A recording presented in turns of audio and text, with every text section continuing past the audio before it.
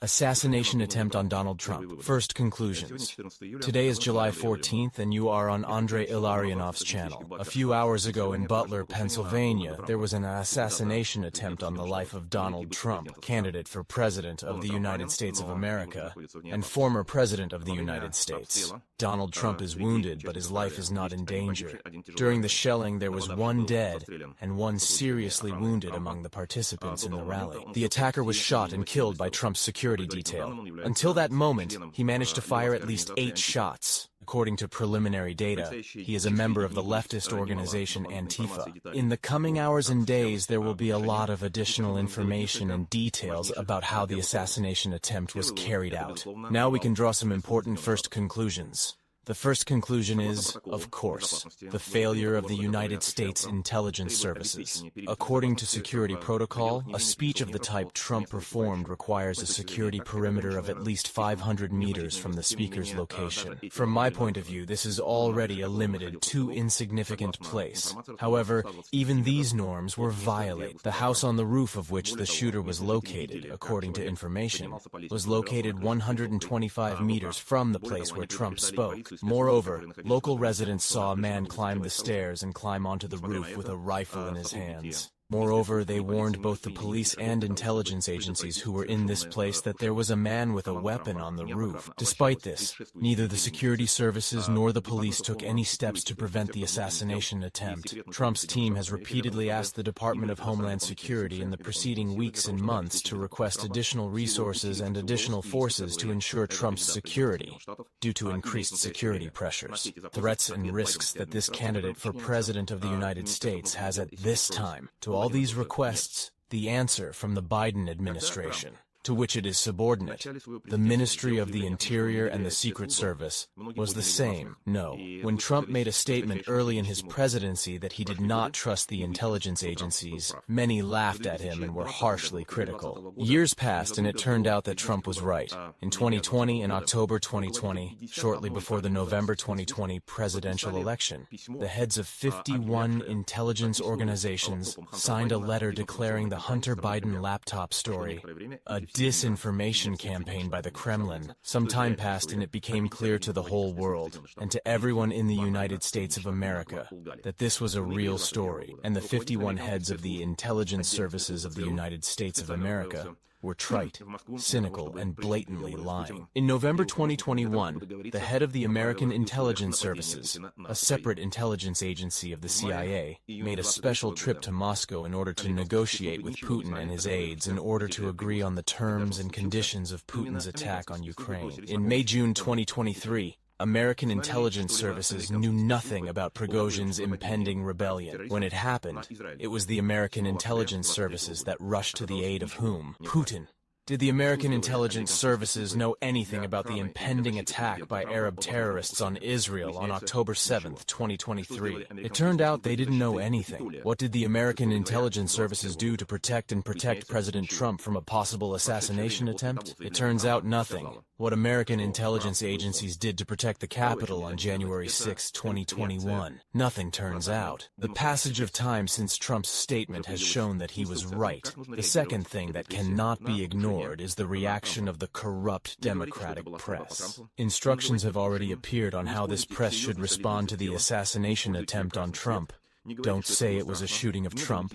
Don't call it an assassination. Don't use serious, respectable body language. Don't use the color red. Don't say it was scary. Don't dramatize the situation. Don't have guests on air who are ready to condemn the attack.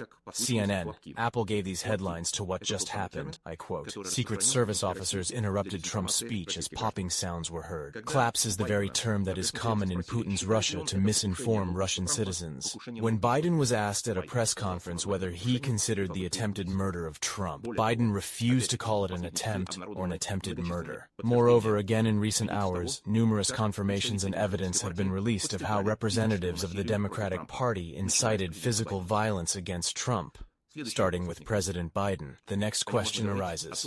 We can talk about it by referring to the words Trump himself said some time ago. Do you think they came for me? No, they have come for you. I just happened to be in their path. Who came for Trump? We don't know now whether he was a loner or whether there was an organization behind it. We don't know yet, but we hope we find out soon. But we know for sure that whoever was behind this killer, we know who benefited from Trump's removal from the presidential campaign. First of all, Joe Biden, first of all the Democratic Party, as well as Vladimir Putin, Chinese Xi, North Korean Kim, Iranian Ayatollahs, Arab terrorists from Hamas, Hezbollah, and the Atkusites. For all of them, Trump poses a mortal threat. And for the vast majority of citizens in the United States and the rest of the world, Trump is a chance. Not a guarantee, but a chance. For what? For safety, to the world, for welfare, for protection from tyrannical totalitarian regimes, for protection from the threat of enslavement. Does Trump's victory guarantee such salvation? Does not guarantee. And no one can provide a 100% guarantee. But Trump's possible victory gives a chance that the fight against the forces of evil and obscurantism throughout the world will continue. And we know for sure that Trump's failure and the victory of his opponent guarantee the victory of obscurantist forces both in the United States of America and throughout the world. And therefore, Trump's assassination attempt is not just an attempt on him alone. This is an attack on freedom, on life, on civilization, on our freedom, on our lives, on our civilization. Why is this event so important? Not only for the United States of America, although of course for America this is the #1 event. This is important for the whole world. This is important for the entire world civilization. Why? Because the states, as it were, are there for them. Regardless of their position even today, this is the most important link in the defense of world freedom, world life, world security, world civilization. It was the United States that over the past more than 100 years has twice saved both Europe and the world from enslavement. And today the United States is the most important front in the global war being waged today, against freedom, against peace, against life, against civilization, despite all the tragedy of what is happening in Ukraine as a result of Putin's aggression against this countries, despite all the tragedy of what today in Israel, in the context of aggression by Arab terrorists from all sides against Israel, supported by Iranian Ayatollahs, despite all the tragedy of what is happening in Africa, Asia, Europe, in the context of a total, with all this, the most important front of today's global war passes through the United States of America. How events unfold in the United States and who will be in the presidency in November of this year, in January next year, depends not only on the fate of the United States of America, but on the fate of the entire world. Because this is a global war, a war between the forces of darkness, barbarism, murder, totalitarianism on the one hand, and freedom of life and civilization on the other. And in this war, on one side, on the now advancing side are, first of all, Putin, Xi, Kim, Ayatollah, Arab terrorists, and many others. And this entire unholy global alliance against the freedom of civilization is covered up by Biden and his administration. It should be remembered, what does Putin say? Constantly, firmly, without exception. He speaks every time he is asked a question about whose side his sympathies lie in the upcoming elections in the United States of America. And every time he answers, whenever he is asked, no matter what additional clarifications and pitfalls, he speaks without hesitation and with detailed explanations. Biden, Putin needs Biden. Because with Biden he can carry out aggression. Because with Biden in United States of America he can kill tens, hundreds of thousands of people both in Ukraine and in other countries of the world. And in Russia. Also because Putin is afraid of Trump. Because he is afraid of Trump. Because he understands that Trump is the only president of the United States, under which Putin did not commit a new one, not a single new aggression. This is the President of the United States of America, which is the number of Ukrainian military personnel who died on the line. Front in Donbass fell 16 times. This is the U.S. President under whom North Korean Kim stopped testing missiles and nuclear weapons. This is the President of the United States of America, which is the number of terrorist attacks against the residents of Israel. It fell several times. This is the U.S. President under whom the Abraham Accords were signed. This is the U.S. President under whom the Wagner Group was destroyed in Syria. The list goes on. Putin understands this very well, and that's why he fears Trump. He is right to be afraid, but that's why he is interested in Trump not participating in the U.S. presidential election. It is impossible not to say about those who, in our part of the world, are waging an endless campaign in both Russian and Ukrainian. Dirt, lies, slander, disinformation against Trump. When KGB agents and old people do this, and new ones, and from the Kremlin, from Europe, from Washington poisoning the airwaves, both Ukrainian and Russian, with dirty insinuations, riveted according to GB patterns by GB craftsmen. It's clear, for Putin this is a threat, and his nukers and assistants wherever, no matter what they were, they are still in service, and they carry out his instructions.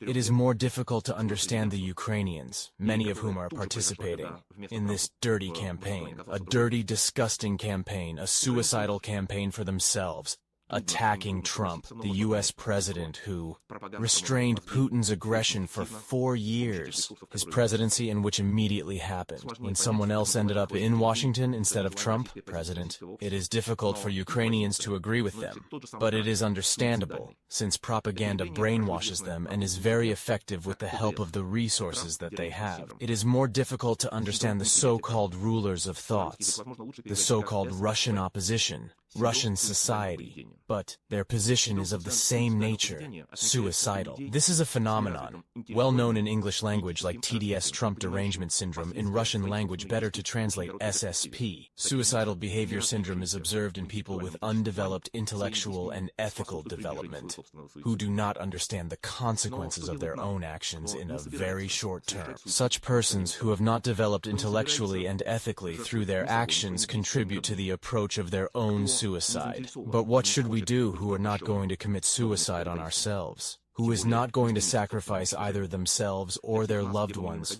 or relatives? Who is not interested and does not want to be enslaved by the new totalitarians? And especially not to strive for their own destruction. For all of us, no matter where we are, it is necessary, impossible not to draw the only possible conclusion in this situation. If we do not and will not do anything to protect ourselves, to protect our loved ones, to protect our own freedom, our lives, our civilization, then the next assassination attempt will inevitably occur. Then there will be other new attacks on individuals, peoples, and countries. If we cannot protect those who are trying to protect us today, then attempts will be made on us.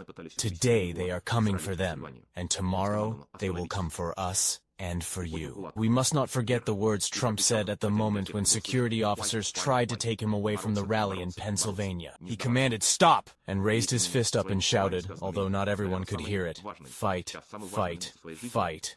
Don't give up."